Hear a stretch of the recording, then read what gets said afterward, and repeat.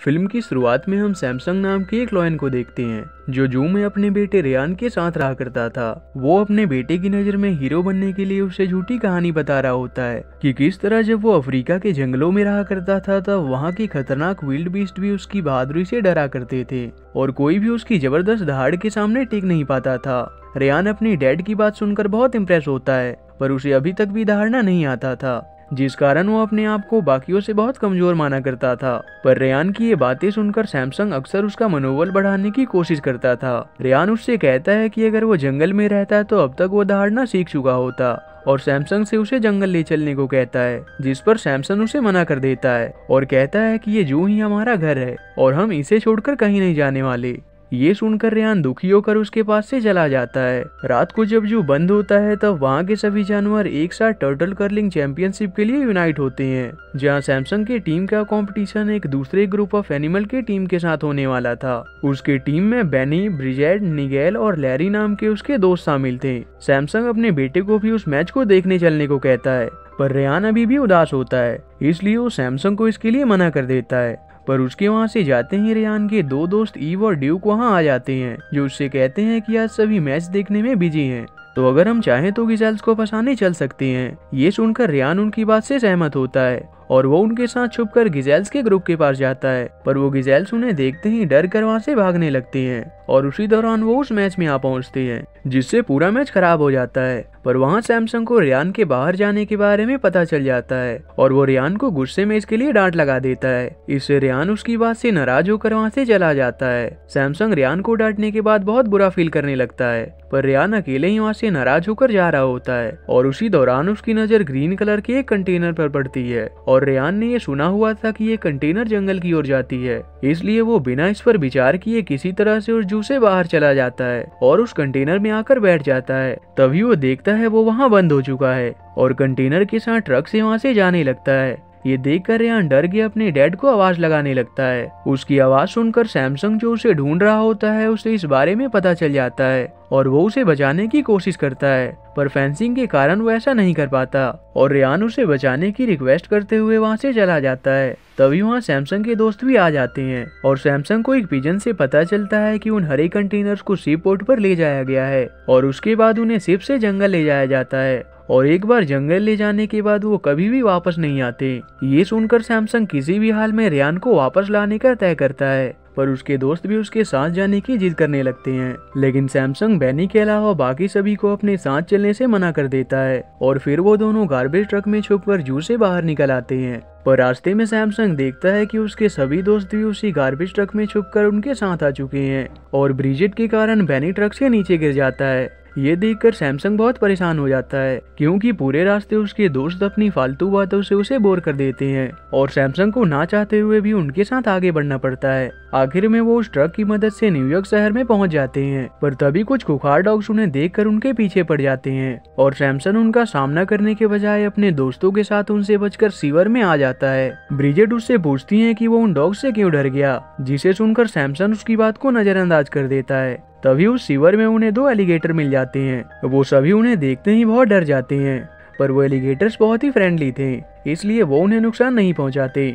Samsung उससे समुद्र की ओर जाने का रास्ता पूछता है ताकि वो शिप पोर्ट पर उस कंटेनर तक पहुंच सके और फाइनली वो उनके बताए अनुसार पोर्ट पर पहुंच जाते हैं, पर उनसे पहले ही रेयान को उस कंटेनर के साथ एक बड़े से शिप में लोड कर दिया जाता है जो कि अफ्रीका के जंगलों की ओर निकलने वाले थे। ये देखकर सैमसंग एक बोट को अपने कब्जे में कर लेता है और बोट चलाने न आते हुए भी वो किसी तरह से उस शिप का पीछा करने लगते हैं, पर उसी दौरान वो उस बोट का डायरेक्शन चेंज होने से वो उस शिप से दूर हो जाते हैं। उतने में बेनी वहाँ एक गूंज के सहारे आ पहुँचता है और उसे उस शिप के बारे में पता चल जाता है। सैमसंग उसे वापस देखकर बहुत खुश होता है और फिर वो बेनी के बताए अनुसार अपने बोट का डायरेक्शन चेंज करके उस शिप के पीछे जाने लगते हैं और समुद्र के रास्ते से होते हुए आखिर में वो सभी जंगल में पहुंच जाते हैं। पर वहाँ वो देखते हैं उस जंगल के करीब एक वोल्केनो मौजूद था जो कभी भी फटने की कगार पर होता है, इसलिए वहाँ के सभी जानवरों के बचाव के लिए उन्हें कैरियर में लोड करके वहाँ से ले जाया जा रहा होता है। तभी रेयान अपने उस कंटेनर से निकलकर जंगल की ओर भागने लगता है,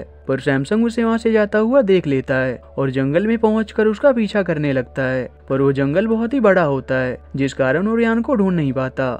वहीं उसे सैमी नाम का एक ऊँटर मिलता है और वो उससे रियान के बारे में पूछता है, पर उसे इस बारे में कुछ पता नहीं था।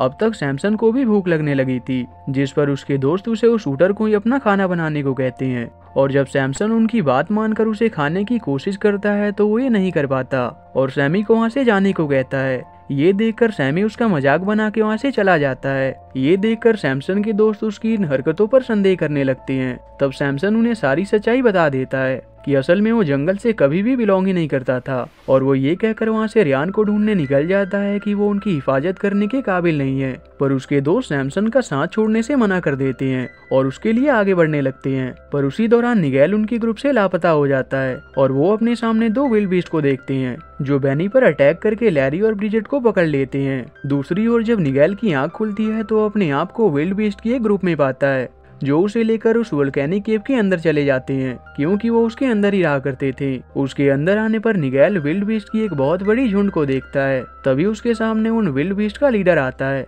जिसका नाम कजार होता है। दूसरी ओर सैमसन जब रियान को ढूंढ रहा होता है तब उसे जंगल में अलग अलग तरह के पैटर्न नजर आने लगते हैं जो उसे रियान के पास पहुंचने का इंडिकेशन दे रहे होते हैं, और सैमसंग उसे अपने मन की आवाज समझकर उन इंडिकेशंस को फॉलो करने लगता है। वही रियान भी जंगल में अकेला होने के कारण डर रहा होता है। तभी 2 वल्चर उसे देख लेते हैं जो कजार के लिए काम करते थे, इसलिए वो उसे जंगल में आए उस नए लॉयन के बच्चे के बारे में बताने वोल्केनो की तरफ चले जाते हैं, जहां हम देखते हैं कि वो विल्ड बीस्ट निगेल को बिल्कुल भी नुकसान नहीं पहुंचाते, क्योंकि एक बार जब कुछ शेर कजार का शिकार करने वाले थे तभी गलती से प्लेन से कोआला का एक टॉय फिगर उनके बीच आ गिरता है, जिसके सिस्टम की आवाज सुनकर वो लॉयन डर के वहाँ से भाग जाते हैं। पर उस दिन के बाद से कजार और उसके फॉलोअर्स उस कोआला को अपना गुरु मानने लगे थे और उन्हें लगता था कि वो कोआला उनकी मदद के लिए वहां आया था, इसलिए वो निगेल को देखकर वही कोआला समझ लेते हैं और उसकी रिस्पेक्ट करने लगते हैं। निगेल भी ये देखकर काफी शॉक्ड होता है।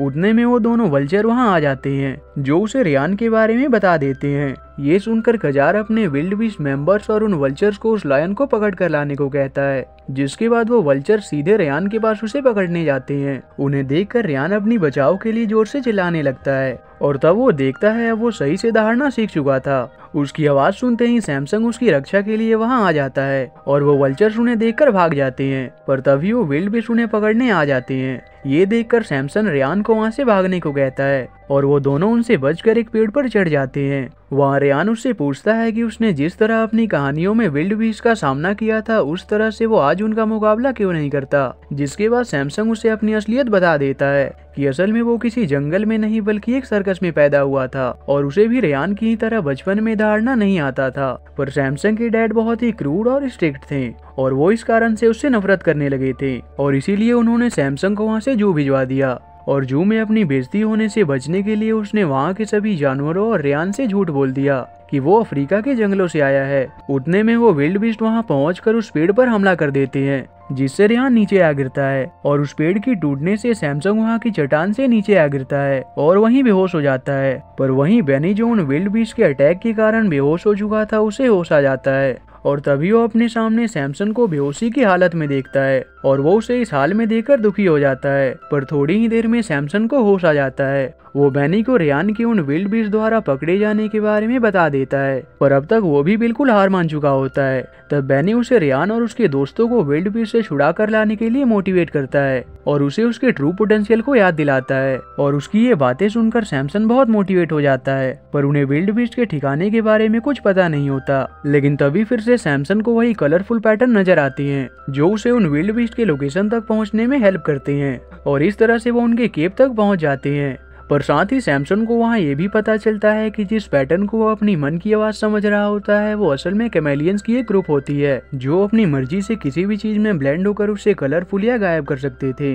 ये देखकर सैमसन को एक आइडिया आता है और वो उन विल्ड बीस्ट के केव में जाने के लिए उन कैमेलियंस की मदद लेने का तय करता है। दूसरी ओर विल्ड बीस्ट द्वारा पकड़कर वोल्केनो में लाए जाने के बाद रियान, लैरी और ब्रिजेट से मिलता है, जिन्हें भी उन विल्ड बीस्ट ने पकड़ लिया होता है। वो बीस्ट उन तीनों को निगेल के सामने बलि देने वाले थे। उन्हें देखने के बाद भी निगेल उन बीस्ट को सच्चाई नहीं बताता और उनके सामने उनका गुरु होने का दिखावा करता है, क्योंकि अगर उन्हें सच्चाई पता चल जाती तो वो उसे भी मार डालते। तभी अचानक निगेल हवा में उड़ने लगता है। ये देखकर उन बीस्ट को लगता है कि उनके गुरु के पास कुछ मैजिकल पावर्स हैं जिसकी मदद से वो ऐसा कर पा रहे हैं और वो उसी में बिजी हो जाते हैं। उसी दौरान बेनी उन्हें वहाँ से ले जाने आता है, पर तभी बीस्ट को पता चलता है कि वो सैमसन ही था जो कैमेलियन की मदद से छुप कर निगेल को उठाए हुए था। और रेयान भी जब अपने डैड को जिंदा देखता है तो भागने की बजाय उनसे मिलने आ जाता है। ये देखकर सभी विल्ड बीस्ट उनके शिकार के लिए उनकी तरफ बढ़ने लगते हैं, पर तब सैमसंग उनके लीडर कजार का डटकर सामना करता है, लेकिन आखिर में कजार उस पर भारी पड़ने लगता है। इसलिए उसके दोस्त और रेयान सैमसंग की मदद करते हैं और अंत में सैमसंग उनकी मदद से कजार को डिफीट कर देता है। इसके बाद कजार अपने मेंबर्स को सैमसंग पर अटैक करने को कहता है, लेकिन तब बाकी के विल्ड बीस्ट उसकी बात मानने से इनकार कर देते हैं और उसे अपना लीडर मानना बंद कर देते हैं। ये देखकर कजार अकेले ही उसकी तरफ अटैक के लिए बढ़ने लगता है। तब रेयान की बात सुनकर सैमसन इतनी तेज से दौड़ता है कि कजार वहीं ढेर हो जाता है। अब तक वो वोल्केनो भी फटना शुरू हो चुका था, इसलिए रेयान, सैमसंग और उसके दोस्त के साथ बाकी के विल्ड बीस्ट भी वहां मौजूद एक बोट से उस जंगल को छोड़कर न्यूयॉर्क शहर की ओर निकल जाते हैं। और इसी के साथ ये मूवी यहीं एंड हो जाती है।